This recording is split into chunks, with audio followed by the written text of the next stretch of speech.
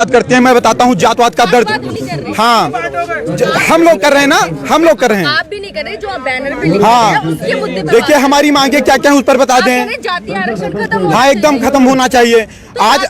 हाँ हाँ बस एकदम उसी पर बता रहे हैं आपको, उसी पर बता रहे हैं। क्या टाइटल लगा, एक सेकंड हम बोलने दीजिए ना बीच में। क्या टाइटल लगाना जातवाद है? अगर टाइटल लगाना जातवाद है तो पासवान भी लगाते हैं, यादव भी लगाते हैं, वर्मा भी लगाते हैं, शर्मा भी लगाते हैं, तिवारी भी लगाते हैं, मिश्रा भी लगाते हैं, पाड़े भी लगाते हैं। ये जातवाद नहीं है।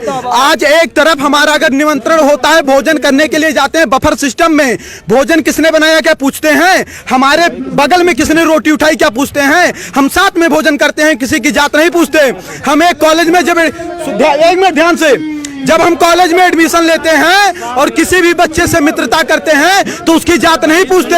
एक चाय की दुकान पर जाते हैं, चाय वाले से चाय लेते हैं, उसकी जात नहीं पूछते। समोसे से समोसा लेते हैं, जात नहीं पूछते। सब्जी वाले से सब्जी लेते हैं, जात नहीं पूछते। लेकिन जब हम सरकारी काउंटर पर फार्म भरने जाते हैं तो हमारी जात पूछी जाती है। हम पाड़े हैं तो 500 देंगे और हम पासवान है तो 50 रुपया देंगे, फिर चाहे पापा देंगे, फिर चाहे पासवान रामविलास पासवान का लड़का हो और फिर पांडे चाहे मनरेगा में काम करने वाले का लड़का हो। जातवाद कौन कर रहा है? एक पूछना है तो पूछिए, आप पूछिए प्रश्न। क्या बेनिफिट होगा अगर ये खत्म हो जाएगा? देखिए बाबा साहब अंबेडकर ने कहा 10 साल के लिए रिजर्वेशन होना चाहिए। इस देश के चंद गद्दार नेता आज क्या कह रहे हैं कि आज 70 साल बाद बाबा साहब भी आ जाएंगे लेकिन आरक्षण नहीं खत्म होने देंगे। तो क्या वो बाबा साहब के सिद्धांत पर चल रहे हैं? कभी पाड़े, तिवारी, मिश्रा, ठाकुर साहब, अग्रवाल, बनिया को नहीं देखा होगा कि वह दलित समाज को जात के आधार पर गाली दे। आप मुझे बताइए, भारत समानता का अधिकार देता है सबको, फिर भी वो जात के आधार पर पंडित जी बभनवा ठकुरवा कह करके 500 गाली दे, उनके खिलाफ कोई कानून नहीं है। उनकी बकरी हमारे खेत में चली जाए हमको डांट दे, जात सूचक शब्द के तहत जेल में हमको डलवा देंगे। ये हमारे साथ अन्याय है या न्याय है? अन्याय हमारे साथ कौन कर रहा है? आज कानून बनाए जाते हैं कि किसी दलित लड़की का आप गलत दृष्टि से पीछा करते हैं, किसी दलित लड़की का आप गलत दृष्टि से पीछा करते हैं तो आपके ऊपर कम से कम 1 लाख रुपए जुर्माना लगेगा, आपके ऊपर हर्जन एक्ट भी लगेगा। लड़की सामने जा रही है, हमें क्या पता कि वो दलित है कि सवर्ण है। दूसरी बात, अगर कोई सवर्ण लड़की का गलत दृष्टि से पीछा करता तो उसके खिलाफ ऐसा कानून क्यों नहीं होना चाहिए? यह भेदभाव हो रहा है कि नहीं हो रहा है? आज मैं स्वयं 8वीं क्लास में पढ़ता था, मैं 1.5 साल का था, तभी हमारे पिताजी खत्म हो गए थे। 300 रुपया फीस जमा करना था, गुरुजी ने कहा बेटा नहीं जमा करोगे नाम काट देंगे। हमें फीस जमा करना था। हमारी माताजी कर्जा रुपया लेकर के आई, जबकि हमारे मित्र राजेश आर्य थे जो कि 80 से आते थे, उनके पिताजी 500 रुपया दिए, उनका 200 पड़ा, हमारा 300 पड़ा। गुरुजी से मैंने कहा कि गुरुजी कर्जा मैं लेकर के आया हूँ, ब्याज पर मुझे रुपया देना पड़ेगा, 300 मुझसे क्यों लिया गया? उन्होंने बताया कि आप जनरल वर्ग से हो। मुझे पता नहीं था कि जनरल वर्ग क्या होता है।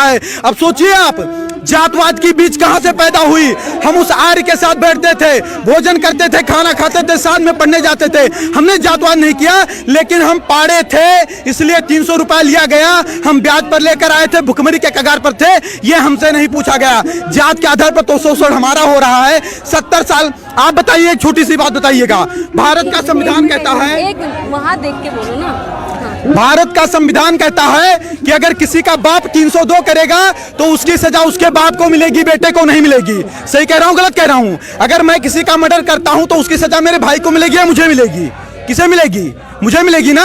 तो सोचिए 1947 के पहले जो शोषण हुआ, ना शोषण करने वाले जिंदा हैं और जिनका शोषण हुआ ना वो जिंदा हैं। फिर उसका बदला 1999, 92 और 95 में पैदा होने वाले बच्चे से क्यों लिया जा रहा है?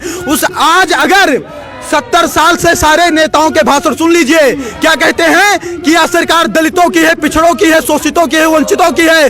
फिर भी 70 साल से दलित दलित है, शोषित शोषित है, वंचित वंचित है। तो इसका जिम्मेदार सरकार है कि सवर्ण है? इसका जिम्मेदार संविधान है कि सवर्ण है? सवर्ण के ऊपर कैसे आरोप लगाया जा सकता है? हम नरेगा में काम करें, हम मजदूरी करें, हम ठेला लगाएं, लेकिन पंडित जी हैं इसलिए मुझे अच्छे स्कूल में एडमिशन नहीं मिलेगा, 90% लाकर मुझे फेल कर दिया जाएगा। क्या मुझे इस देश में न्याय नहीं मिलना चाहिए? और अगर न्याय देने की क्षमता इस देश की सरकारें नहीं रखती हैं तो खुल करके कह दें कि आप इस देश के नागरिक नहीं हो, हमारे मताधिकार भी छीन लें। फिर क्यों कह रहे हैं, हमारे वोट क्यों ले रहे हैं वो लोग? SC/ST एक्ट का 10 महीने जेल है। अब आप क्या मांग रख रहे हैं? अगर इन मांगों को नहीं माना जाए, हमारी मांग ये है कि देखिए एक समय था, एक कालखंड था जब जातवादिता रही होगी, आज जातवादिता नहीं है। यहाँ जितने लोग आए मैंने किसी की जात नहीं पूछी, सबसे हाथ मिलाया, नमस्ते प्रणाम किया। आज कोई ऐसा नहीं करता। अंतर्जातीय विवाह भी हो रहे हैं। अंतर्जातीय विवाह, आपको पता होगा कि भारत का संविधान कहता है कि 18 साल की लड़की हो जाएगी तो स्वेच्छा से शादी करने के लिए वह निर्णय ले सकती है कि नहीं है?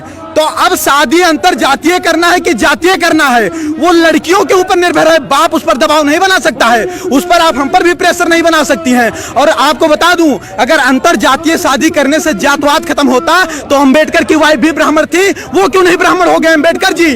वो दलित के दलित क्यों रह गए? रामविलास पासवान ब्राह्मण क्यों नहीं हो गए? वो दलित के दलित क्यों हैं? ये चंद लोग मलाई काट रहे हैं। आज गांव का गरीब दलित गोबर और मिट्टी में पड़ा है और दलित का मुद्दा उठाने वाले लोग मर्सिडीज से चल रहे हैं। उसके बाद उनका शोषण वो करते हैं। 22.5% दलितों का रिजर्वेशन, क्या उसमें कोई सवर जा सकता है? नहीं जा सकता। उसका लाभ कौन ले रहा है? दलित ही तो ले रहा है। अगर कहीं पर आरक्षित सीट आती है तो वहां चुनाव कौन लड़ेगा? दलित ही तो लड़ेगा, सवर तो लड़ नहीं पाएगा। फिर उनका अधिकार कौन खा रहा है? 56,000 करोड़ अनुसूचित जात के लिए और 39,000 करोड़ अनुसूचित जनजात के लिए ये जात के आधार पर बजट है। अगर जात के आधार पर ये बजट आए तो उन्हीं के जात के लोग खाए कि हम लोग खा लिए? फिर आरोप हमारे ऊपर कैसे लगाया जा रहा है कि हम उनका शोषण कर रहे हैं? ठीक है, और कोई बात हो तो बताइए। हम ये बताना चाहते हैं, देखिए हमारी सरकार से, देखिए हम इस देश के नागरिक हैं, हमने कभी तोड़ फोड़ नहीं किया, हमने कभी किसी का विरोध नहीं किया। हमने एक सेकंड बोलने नहीं दीजिए ना, 1 मिनट रुक जाइए, 1 मिनट रुक जाइए, कुछ बोलने नहीं दीजिए ना। हमने कभी सरकार के खिलाफ आवाज नहीं उठाई, हमने कभी तोड़ फोड़ नहीं किया, हमने बस नहीं जलाए, हमने ट्रेन नहीं फूकी। हमारी मांग हमेशा शांति से रही है। बाप दादा देश के लिए, धर्म के लिए लड़ते लड़ते मर गए, उनके बच्चे आज सिस्टम से लड़ करके मर रहे हैं। 2 लाख ब्राह्मणों के जनेऊ तोड़वा दिए गए, गर्दनें कटवा दी गई। 12-12 साल के राजपूत बच्चे, उनकी माएं तिलक लगा करके युद्ध क्षेत्र में भेज देती थी, तब हमारा धर्म बचा। हम देश और धर्म के लिए लड़ते लड़ते मर गए, हमारे बाप दादा मर गए, आज हम सिस्टम से लड़कर मर रहे हैं। क्या इसीलिए लड़कर मरे थे? हमारी मांग है कि राष्ट्रीय सोड़ आयोग का गठन हो, सभी में गरीबी होती है, जात के आधार पर आरक्षण न होकर आर्थिक आधार पर दीजिए और SC/ST एक्ट में जांच की व्यवस्था हो। क्योंकि अगर हमें अधिकार नहीं है जात सूचक शब्द के तहत किसी दलित को गाली देने की, तो किसी दलित को भी अधिकार नहीं होना चाहिए कि जात सूचक शब्द के तहत हमें गाली दें। बार बार कहते हैं 5000 वर्ष से शोषण किए हो, तुम यूरेशिया से आए हो, यूरेशिया चले जाओ। क्या इनके बाप का देश है? अगर इनके बाप का देश है तो मंगल पांडे जब गोली चला रहे थे तब कहाँ चले गए थे लोग? कहाँ चले गए थे लोग? और कोई बात होगी तो बताइएगा, हम अपने मुद्दे पर तटस्थ हैं और अगर कहीं किसी को समस्या होगी तुरंत बताइए। तो आपने देखा यहाँ पर जो है आरक्षण जो है जातिगत आरक्षण नहीं होना चाहिए, यहाँ पे मांग की जा रही है। नई दिल्ली के जंतर मंतर पर तमाम लोग आकर के यही कह रहे हैं कि जातिगत आरक्षण नहीं होना चाहिए और SC/ST एक्ट जो लगाया गया है, जो बनाया गया है, इसमें सुधार होना चाहिए। क्यों है कि इन सब चीज़ों को जो है सरकार इस पे सुनवाई करे, इस पे संज्ञान ले, जो ये मांग रहे हैं। और जेठेरी जी जो है रामलीला मैदान में उनका आमरण अनशन चलता रहेगा। जो इनकी मांगे हैं वह पूरी होनी चाहिए। इन्हीं मांगों के